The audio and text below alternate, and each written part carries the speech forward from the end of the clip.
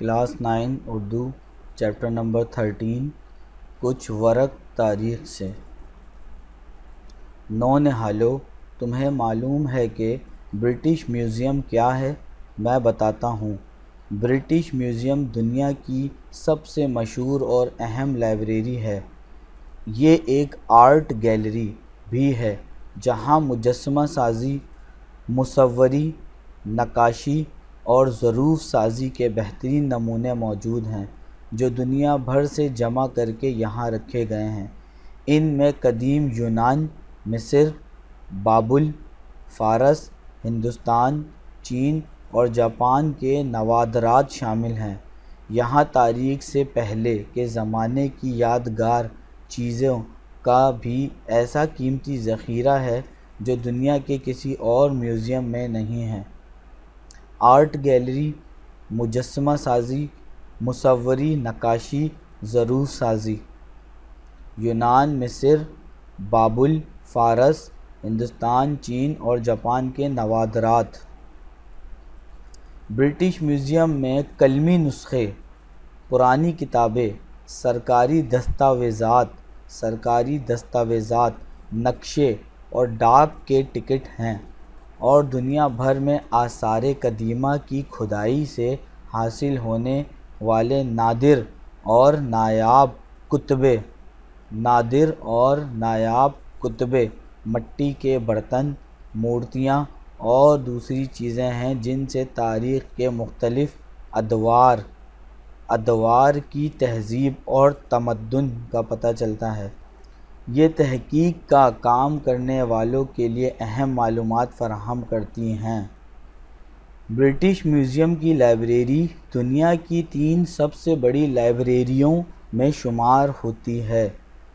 دوسری 2 عظیم لائبریریاں پیرس کی لائبریری ببلیوٹیک نیشنل اور واشنگٹن کی لائبریری آف کانگریس ہے۔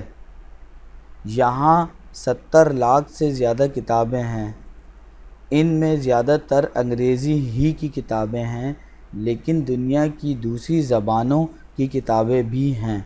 برٹش میوزیم کی لائبریری کے 3 بڑے حصے ہیں۔ ایک حصہ مطبوعہ یعنی چھپی ہوئی کتابوں کا ہے۔ مطبوعہ اس میں کتابیں، دستاویزات، نقشے اور ڈاک کے ٹکٹ ہیں۔ دوسرا حصہ مخطوطات یعنی قلمی نسخوں کا ہے۔ مخطوطات یہاں 3 صدی قبل مسیح سے اب تک کے یورپین مخطوطات ہیں۔ تیسرا حصہ مراکش سے لے کر جاپان تک کے مخطوطوں اور چھپی ہوئی کتابوں کا ہے۔ مخطوطوں، اخبارات کی الگ لائبریری ہے۔ برٹش میوزیم لائبریری کے مخطوطات کے حصے میں یونان کے آئین کے بارے میں ارسطو کی اپنے ہاتھ سے لکھی ہوئی ایک تحریر بھی موجود ہے۔ ارسطو۔ نونہالو، تمہیں جاننا چاہیے کہ البیرونی اور ابن الہیثم کون تھے؟ البیرونی اور ابن الہیثم۔ البیرونی کا نام ابو ریحان بن احمد تھا۔ اسلامی دنیا کے ایک عظیم سائنسداں تھے۔ وہ ریاضی، فلکیات، معدنیات اور دواؤں کی خاصیت کے ماہر، سیاح اور آثار قدیمہ کے عالم بھی تھے۔ البیرونی نے اپنی زندگی کے 50 سال علم حاصل کرنے اور کتابیں لکھنے میں گزار دیے۔ ان کو ان کتابوں پر شاہی دربار سے بڑے انعامات بھی پیش کیے گئے، لیکن انہوں نے کوئی انعام قبول نہیں کیا۔ وہ شاہی انعام کو اپنے علمی مقام اور مرتبے کے خلاف سمجھتے تھے اور کسی انعام کی پرواہ کیے بغیر لکھنے میں لگے رہتے تھے۔ البیرونی نے 100 کتابیں لکھی ہیں۔ ان میں جیومیٹری، ریاضی، جغرافیہ، زمین کے علم، فلکیات اور دواؤں کے علم پر کتابیں شامل ہیں۔ البیرونی کے اہم سائنسی کارناموں میں طول البلد اور عرض البلد۔ طول البلد اور ارض الولد کا معلوم کرنا اور دنیا میں پہلی بار قدرتی چشموں کے بارے میں یہ ثابت کرنا ہے کہ وہ زمین کے نیچے پانی میں برقی کیمیائی عمل کے زور سے ابھرتے ہیں۔ انہوں نے دریا اور زمین کی گہرائی معلوم کرنے کا طریقہ بھی بتایا اور معدنیات کے علم میں بڑا اضافہ کیا۔ انہوں نے بہت سی جڑی بوٹیوں کی خصوصیات اور ان کے فائدے اور مختلف زبانوں میں ان کے نام بتائے۔ جڑی بوٹیوں: حیات، ایسٹرونومی اور ریاضی کے مطالعے کے لیے البیرونی نے ہندوستان کا سفر کیا اور وہاں کے رسم و رواج اور رہن سہن کے طریقوں کا غور سے مطالعہ کیا۔ پھر غزنہ واپس آ کر کتاب الہند کے نام سے ایک کتاب لکھی۔ غزنہ واپس آ کر کتاب الہند کے نام سے کتاب لکھی اور وہ ساری معلومات جو انہیں ہندوستان میں حاصل ہوئی تھی اس میں جمع کر دی۔ ہندوستان کے